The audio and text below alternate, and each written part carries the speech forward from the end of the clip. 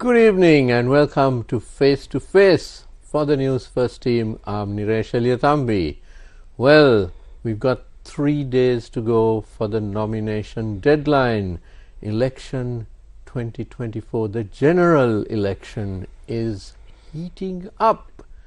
And to discuss what's going on, we have one of the candidates for Parliament with us this evening. None other than Mr. Nuwan Bopage, who is a well-known figure from the Aragalaya days and is the leader of the People's Struggle Alliance. Welcome, Nuwan. Good evening. So, Nuwan, tell us about the campaign. Now, you've gone from the presidential campaign, which, of course, there could only be one victor, and it wasn't you, and now your party is fielding candidates throughout the country. Yes. That's amazing. Tell me about it. Yeah, in fact, I think even after the 2022 Aragalaya, actually we have been building up certain values in the society. Actually, we want a radical change of the entire system. So even during the presidential election, we brought that dialogue to the surface as to how radically change the entire system. And now we are actually, the general election is ahead. So even during the general election campaign, what we are asking from the people, now actually the result of the presidential election is actually contingent with the 2022 Aragalaya. So people have given a very strong message by wiping out the previous establishment, traditional political parties. Now, the general election actually basically that is for the legislature, your members, who is going to represent you. So even during the general election, we believe people will maintain the same message. But how to change the opposition, because the state is concerned, opposition is also one of the integral part of the state. So whatever things happened in previously, that particular opposition also liable. For instance, when the government was passing economic transformation bill, the entire opposition supported that, even though it makes very drastical severe issues to the society.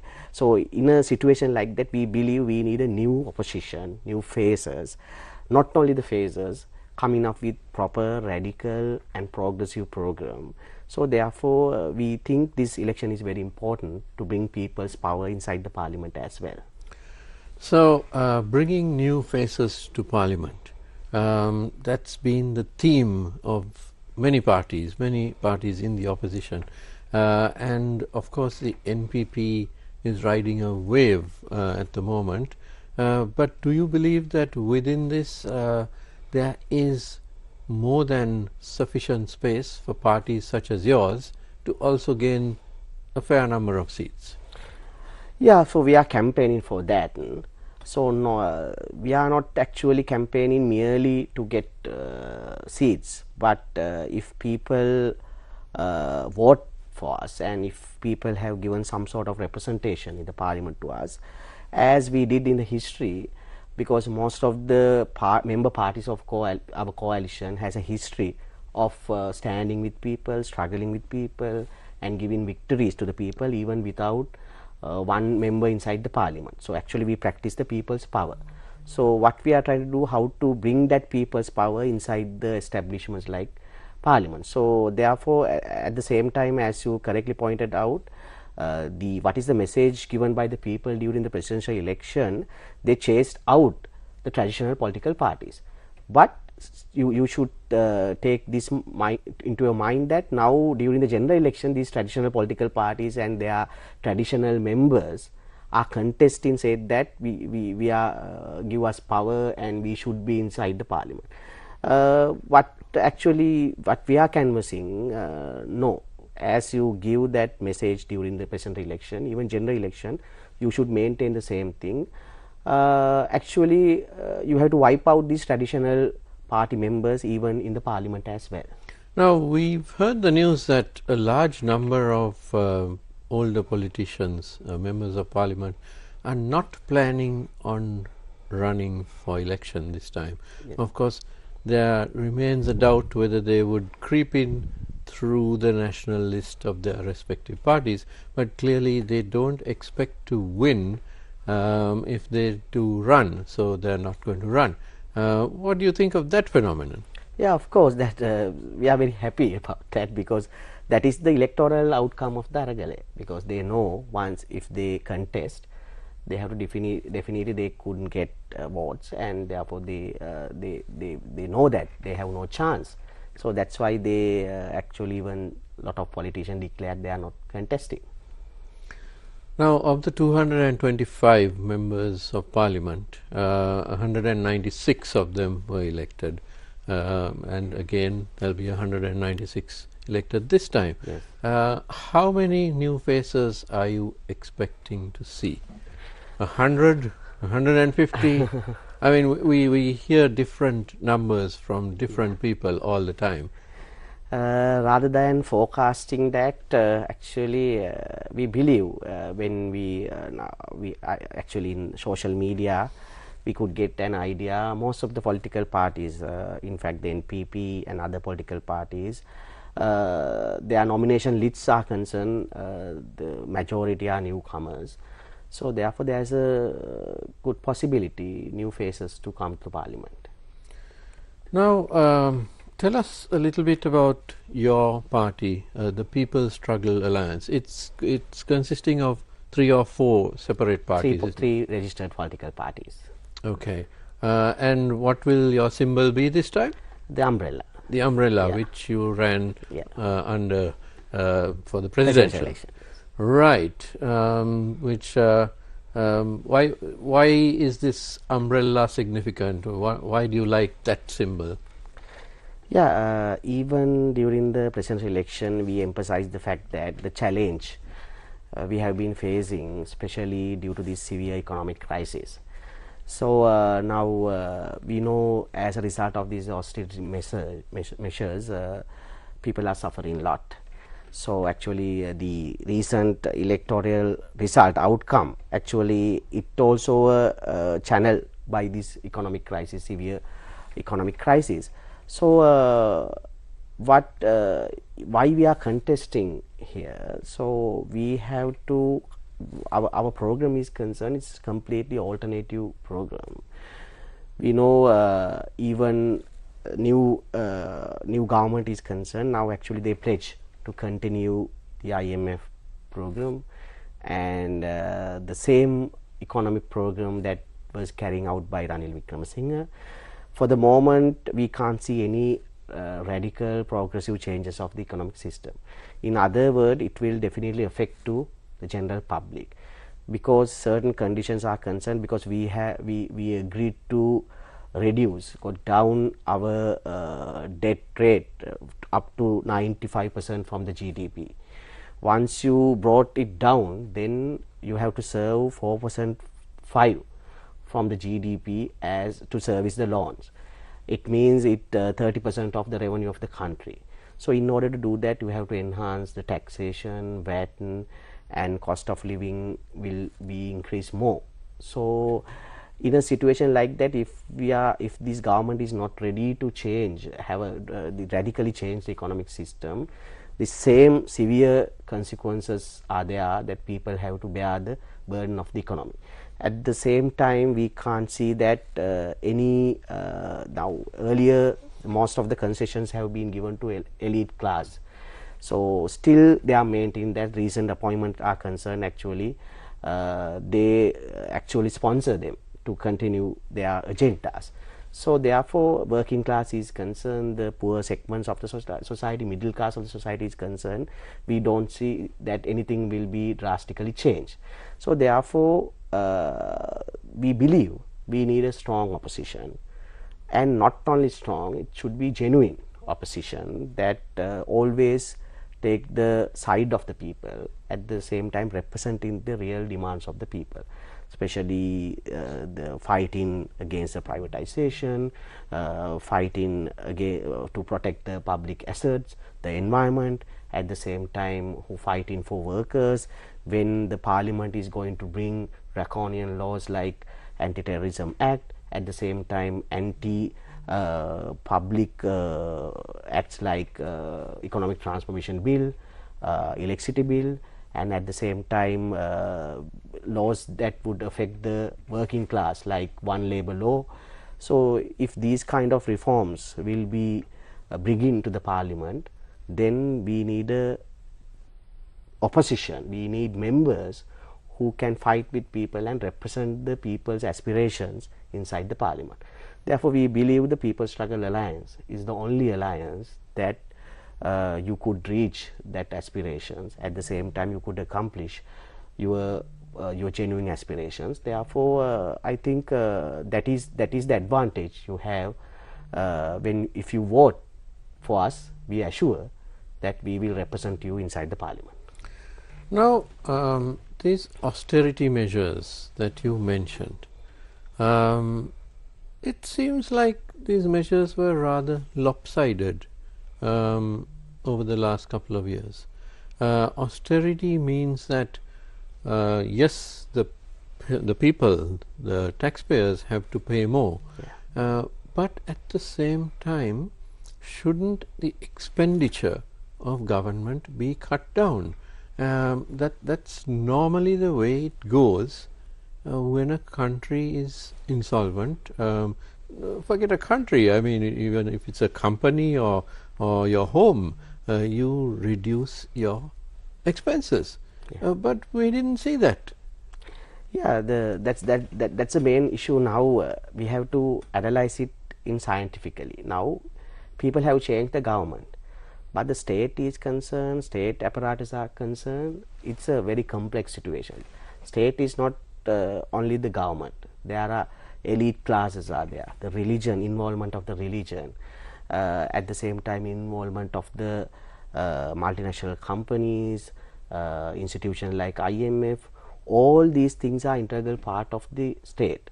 So merely because you change the government, the state apparatus will not be changed. And the corruption and cut down the expenses kind of hopes are actually most of the times impracticable, because those are the elements of this state apparatus.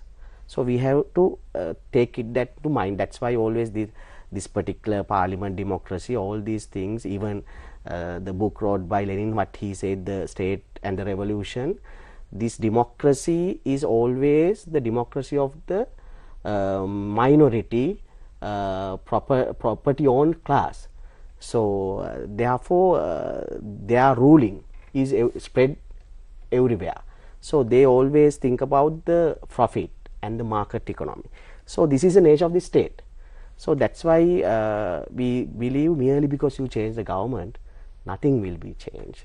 Therefore you need to fight, always fight against this state apparatus and change the structure of the state. So in order to do that, I think as you did during the presidential election, the traditional opposition can't do that. More or less they are similar to the government, because Harsha De Silva made a statement that saying that this Anukumar Disanayake is going to continue the same reforms that suggested by them. So what he's saying, these reforms are same, similar, identical. So therefore then we need not an opposition like SJB or UMP, because if it is similar to the NPP, so we have to think about the different alternative opposition. So that's why we invite people, you have to think differently even this election. Well, forgive me if I'm mistaken, but I didn't see a lot of reform of the government apparatus in the last 2 to 3 years. Let's take an example. The CEB. In Parliament, we heard that there are enormous salaries being paid to the length and breadth of the CEB, and they are highly overstaffed, and also that the entire institution is corrupt, whether it's coal power, diesel power, whatever. The corrupt apparatus rules the CEB. I'm not pointing fingers at a particular board director or a particular engineer, but generally speaking, Yeah. that is well borne out in what has been told to Parliament over the years, mind you. Now, we had a situation where in the last couple of years, the CB, which was having enormous losses, increased its the tariffs, the rates at which the public had to pay. And some of this flew in the face of what the authority itself was saying, and then of course the authority chairman was removed and all that, and the increments went through. And then in the end we are told that the CEB made profits of tens of billions of rupees. Yeah, and 60 billion rupees the profit. 60 billion rupees profit from a loss making one. So very lopsided, obviously. And we didn't hear of any austerity measures within the CEB. I may be mistaken, but did we hear of any salaries being reduced or anything like that? I don't think so. So now the electricity tariffs have been brought down a little bit. So clearly the people were forced to undergo hardship which they didn't need to. And hundreds of thousands of families lost their electricity connections. So where's the justice in this? Where is this austerity? Because it's austerity on the part of the people, but not on the part of government. Actually, you are perfectly correct. So actually salaries and wages are concerned. So we have no much concern about that, because salaries and wages, of course, you have to pay for working people. But the issue is, as we discussed earlier, what is the objective of maintaining an electricity board? Electricity Board Act also says it's a service. It's not a profit making venture or enterprises, because people are production is concerned, people are working class need facilities from the part of government to provide, and the electricity energy is very important. Actually, that is the most important part of the economy. So then the government intervene and provide that facility for the sake of the working class. Then you need not to make much profit out of that.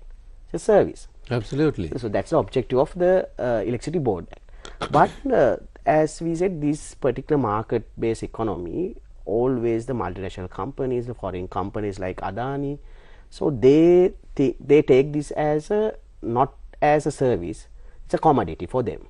Then in order to sell this, you have to remove it from the government sector. In order to remove that, you have to show it's not a profit making thing, it's a loss for the treasury. So to actually fabricate that picture, they are not giving much prominence to these sectors. So then automatically they create a ideology among the people, we should sell that, why we should maintain this from public funds. Then only they are making agendas to sell that. Then Electricity Board Act, new act was brought to the Parliament and it has been passed. Just before passing that, now the very objective of Electricity Board Act to sell, to divide, unbundling the electricity board into 12 companies and sell it to even the distribution. The main distribution line always should be with the government. Generally you can't sell it. Including the main distributing line, they wanted to privatize that. So in order to privatize that, then you have to give a message to the investors, so-called investors like Adani, it's a profitable business. Then only they purchase that. So in order to show it's a profitable business, what they did was they increased the tariff, and around 1 million people now they lost their electricity supply because of that. So they didn't bother about that. The issue is, after new government is appointed, Ceylon Chamber of Commerce sent a letter to the government and asking them to fully implementation of the Electricity Board Act. Then what they are saying, then the chairman of the Chambers of Commerce now advice of the president as well.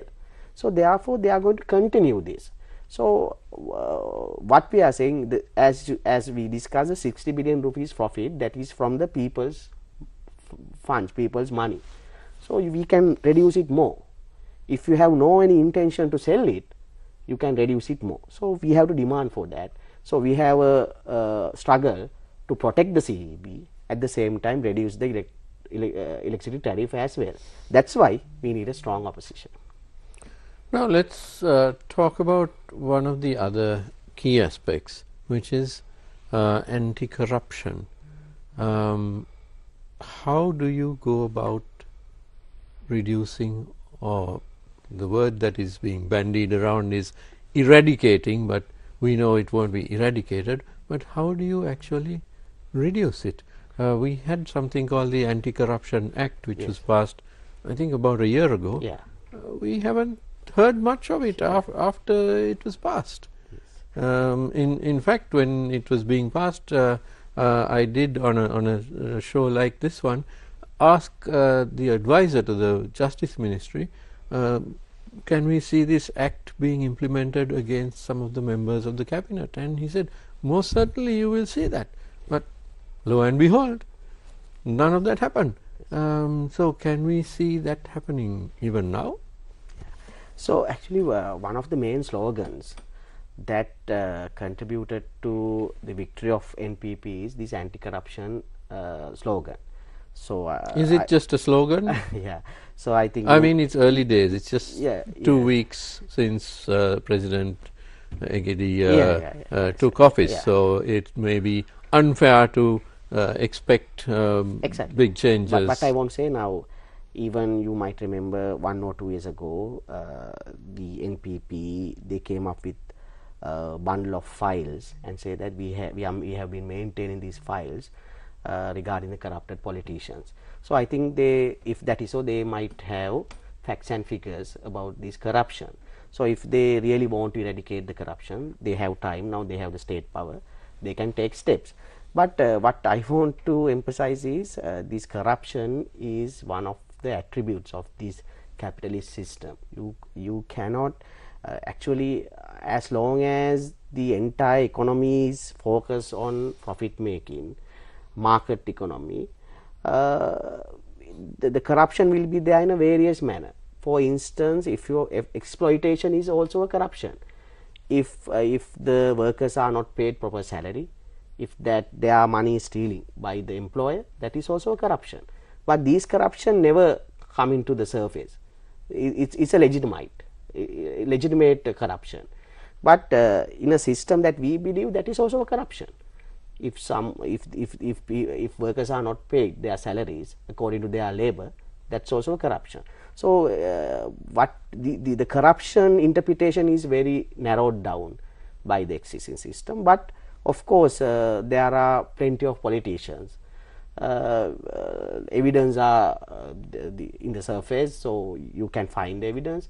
We have to punish them. So at least if the NPP or whatever government honestly took these slogans for their campaigns, they can easily bring them to a court or legal system, and if they can break this net of corruption, of course now they have a chance. But I wonder whether they could do that, because sometimes we also have seen some favoration even now. So when they talking about certain politicians, they are very reluctant to tell certain names as well, because if there are favorations like that, we cannot expect that they will implement these laws. Now you spoke of capitalism having corruption as an inherent element in it, but there are many examples around the world, capitalist systems which function with minimal corruption. Let's take Singapore, and former President Ranil Wickremesinghe was very fond of saying Sri Lanka needs to become like Singapore. But in Singapore, just last week, we saw the Minister of Transport, the sitting Minister of Transport, not the former one, he was arrested, and last week he was convicted and sentenced to 12 months, 1 whole year in jail. and his transgressions were trifling. He had accepted a holiday overseas or something like that from an investor. That's nothing. The total amount was something like 200 or 300,000 Singapore dollars, whereas our ministers would laugh at such a small amount. But in Singapore, you can't take a cent. Yes. Here, is it a lack of political will to prosecute? Of course. Actually, at least they, if the government can take genuine effort to punish these politicians, corrupted politicians, of course that's good. But even in countries like Singapore, the corporate corruption is still there. So as to how they exploit countries like us, workers, so that exploitation and that corruption is still there. But in order to maintain the capitalist system, they have to show that even the investors or others who the so-called investors who wish to come to that country, they have to portray a picture the politicians are not corrupted and the system is smoothly running. In order to do that, they are implementing these kind of laws and actually using the legal system, they punish them. So of course, at least if we can take that kind of measures, I think as a country, people will be happy. Now, we spoke earlier about this being early days in President AKD's tenure. Just a little over 2 weeks now. So that's fine. He hasn't locked up any former ministers. That's okay. But how long will the public give him and his new government before becoming disillusioned? For example, if in 6 months' time there's no significant progress in anti-corruption, would the people become disillusioned, or would they give him longer, 2 years, 3 years, maybe the entire 5 years? Even during our campaign for presidential election, we raised this. There's a big gap between the aspiration of the people and the program of the NPP. Why we say that? So people expect very immediate results, because people have been suffering for a period of time. So they need immediate changes of the society. But the way this government is moved forward and their political propaganda and manifesto is concerned, I think they are not in a position to do this kind of radical, immediate reforms to the society. So therefore, there's a big gap between the people's aspiration and their program. At the same time, corruption is concerned. Of course, we don't believe even this government will take effective measures to eradicate corruption and punish corrupted politicians. But at the same time, we believe we respect the aspiration of the people. So rather than wait and see them to do whatever they want, we have to put pressure on them to immediately implement these laws. At the same time, immediately take measures against the corruption and all the other sections as well. For instance, now recent appointment is concerned that they appointed the police the riot head of the riot, what we call that section. The riot police. They promoted him, yes. The riot police, head of the riot police, they promoted. Then actually from the society, people resisted that. People demanded to remove him. Ultimately, reluctantly, government did that. So like that, we need a strong opposition inside the parliament and outside the parliament as well, people's power. So merely because they give hopes, they pledge that they are going to eradicate, they promise to eradicate the corruption and other things, we can't wait and see. We should exercise our democratic rights day-to-day life. So we will do that, because rather than just cursing or rather than just getting upset about the system, we have previous experience in 2022 Aragalaya. People's power is the most important part. So therefore, let's use that inside the parliament and outside the parliament. Let's try to derail this government as well. Now, you spoke about the files which NPP members flashed around on stages, and we don't know what's in those files, but presumably they contain some evidence, and hopefully we will see some action on those. But isn't it the correct position that there are volumes of reports which have been done officially, and no action has been taken? For example, you take the Easter attacks. There was a thorough investigation, but when it was the report was released, it was not the complete report. So there's a cover-up of what was actually found in the report. And of course, those who compile that report, they are under an oath of confidentiality, obviously, so they can't sort of, distribute the report on media or something like that. But now that those reports are there, and we have seen dozens or hundreds of presidential commissions and parliamentary committees over the decades, and those reports simply go somewhere and are never seen again, or very few of them are ever seen again. So don't you think it's time to dig out all those reports and make them public, number one? Of course. Now, as you correctly pointed out, now there is a presidential commission report for East attack, at the same time bond scam, and there are, I think, evidence regarding the sugar scam.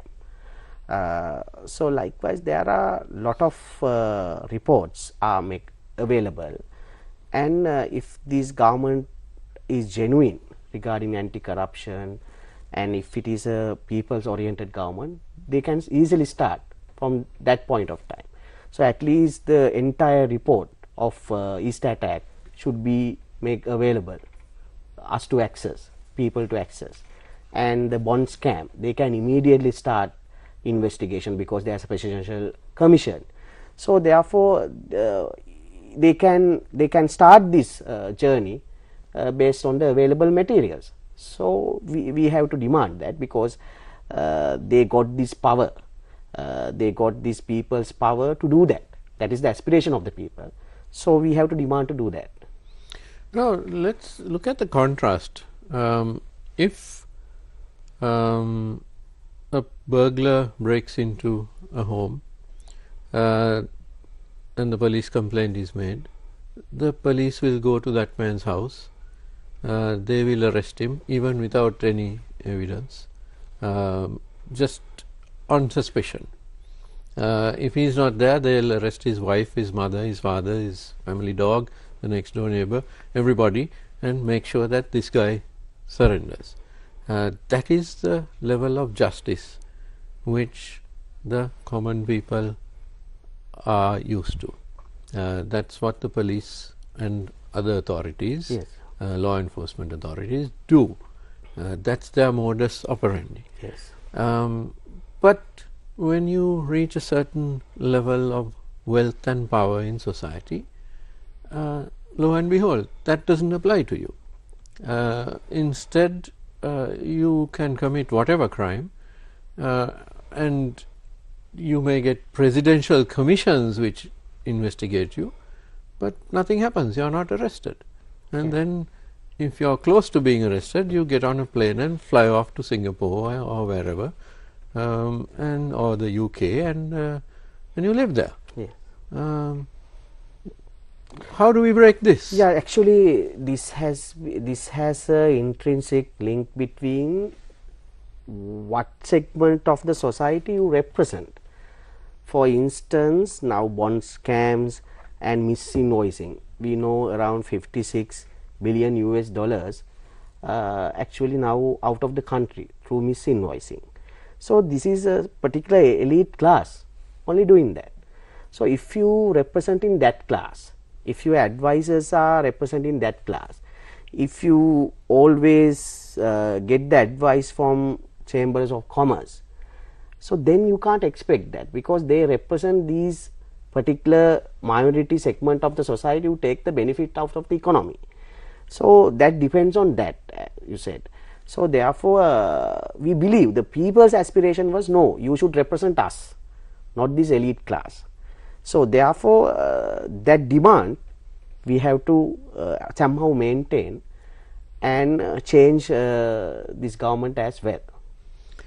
Now, in Sri Lanka, there is a bit of confusion as to what is communism, what is Marxism, what is a left-leaning party, and in fact, a lot of this was thrown at the NPP. But what do you consider the NPP to be in this broad political spectrum, and what do you consider your party to be? Yeah, it's very clear their program, the NPP program, was a neoliberal program. So we for a moment we don't take NPP as a Marxist-Leninist party, and I think they also during the election and even before the election, they also didn't tell that they are Marxist-Leninist party, they are left party. But traditionally, from the 1960s to 70s, I mean 71 insurgency, the intention was to turn Sri Lanka into a Marxist state. And then once again, 88, 89, again the insurgency, the intention, the objective was exactly that. So are you saying that there's that JVP is not this JVP? Yeah, so the way that they behave and through their programs only we can identify, you know. So they can say they are Marxist, but they never said that. So anyway, so even their program and their appearance, everything is not a Marxist-Leninist left party. It's actually neoliberal concepts they are maintaining. So anyway, the people gave mandate to them. So whether it's a left or right wing, or people gave mandate to, we have to respect that mandate and that aspiration of the people. So what we believe, the socialism, in a socialist system, we always represent the majority, the working class and oppressed. So that's a difference between these right-wing politics and our politics. So that's why we are fighting against one labor law, which paved the way for exploitation. That's why we fight against the privatization, because these people are owned by these public enterprises. Benefits should go to the general public. So we are believing just economy, people's oriented economy, real value producing economy. So this is the difference between capitalist system and a socialist system. Ultimate beneficiary is the working class, majority. In Sri Lanka, 8.5 million working class is there. So they only running the economy, they only earning for the society, but they only always suffering. Whatever changes in the economy, whatever crisis, immediately they suffer, not that elite class. So we are representing that majority. So that's a difference between socialist system and capitalist system. I think the people wholeheartedly love socialist concept. They love basically free education. They love public health system. At the same time, they always believe the transportation, electricity, energy, these things should be services, not commodities. So they expect more time for their recreation. So they want to reduce their working hours from 8 hours to 6 hours. These are the concept of a socialist system. But the capitalist system otherwise, they are asking to work more. They create unemployment to keep the market, workers' market. So they actually impose more taxation for the general public and giving concession to the elite class. And they always try to privatize the education, privatize the health. So this is a difference. So we are always representing that majority working class. So that's a difference. I think NPP program, neoliberal program, so it's a pro-privatization, pro the programs, neoliberal programs. and their recent appointments also reflect that. Therefore, that's the difference between them and our vision. However, they did announce that they will not be privatizing Sri Lankan Airlines, which is a little strange because that's not an essential service. It's not like the CEB or the CTB or the railways. Instead, it is an airline. But they did say they are not privatizing it. Yeah, but during the presidential election, actually, this policy debate, actually regarding the programs, there was no much debate in the society. What people wanted to do, just somehow wipe out that traditional political parties and bring these new faces to the power, to bring NPP to the power. So anyway, that aspiration is also good. For a moment, we are not going to criticize that because people think differently. Now, what we think, now at least we have to start this policy discussion.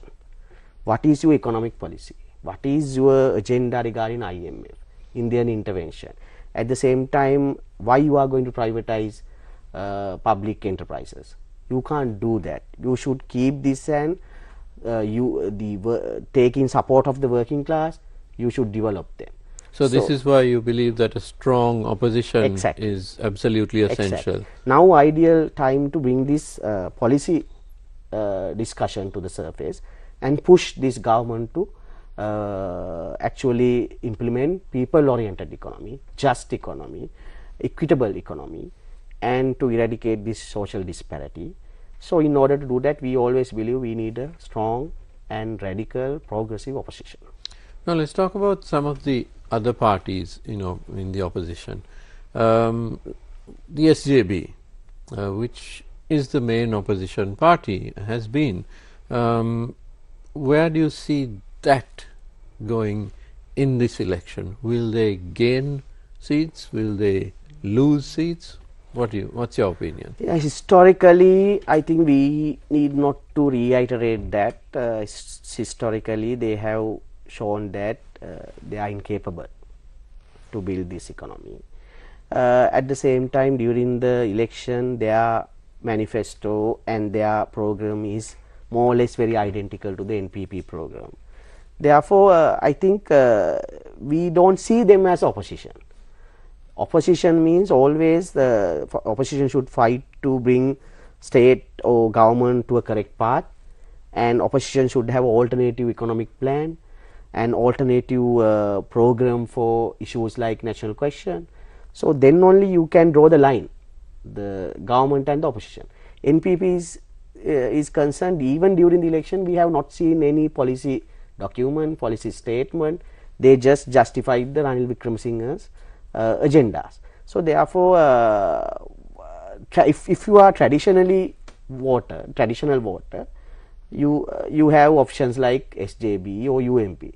But the message you have given during the presidential election, you are not a traditional voter anymore. Then it should be applied to opposition as well. So what we invite people, as you did, let's change the opposition as well. Interesting thoughts indeed. I'm afraid we are almost out of time, but my final question relates to the Aragalaya. You were such an integral part of that. We saw your face, your familiar figure on TV day in and day out, and you did suffer because of that. You were victimized by the police and so on, and you stood up in court for many of those who were arrested. Is there anything you regret about those days? Never. Actually, it's a historical movement. So we always be happy and proud to take part that. Even whatever we said and done during that period, it's not actually we didn't do anything expecting votes or something out of that. We thought this people's uprising is a historical thing. Somehow we have to fight for that aspiration of the people. That's why we did that.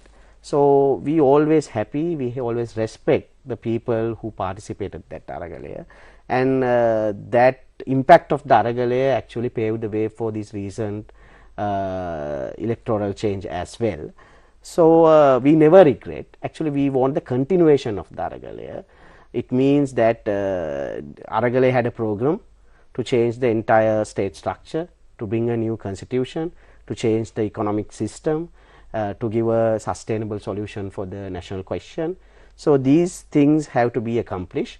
So therefore, we will work together for the continuation of the aspiration of the Aragalaya. And I think the Aragalaya was a unique revolution because it was completely non-violent, wasn't it? Exactly.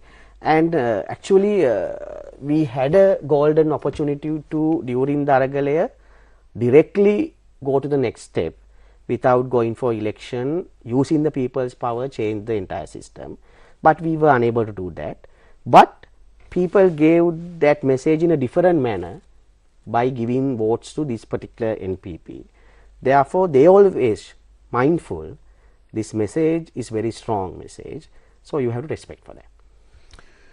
Nuwan Bopage, attorney at law and leader of the People's Struggle Alliance and now candidate for Parliament from the Colombo district. Thank you very much for joining us this evening. Thank you, Nilesh. It's been a pleasure. And perhaps the next time we meet you may be a member of Parliament. But I'm sure you will keep visiting us, and we will interview you once again very soon. Thank you very much. Thank you, Nilesh. And thank you to you at home for joining us this evening. Don't go away. The news is coming up next. Have a good evening.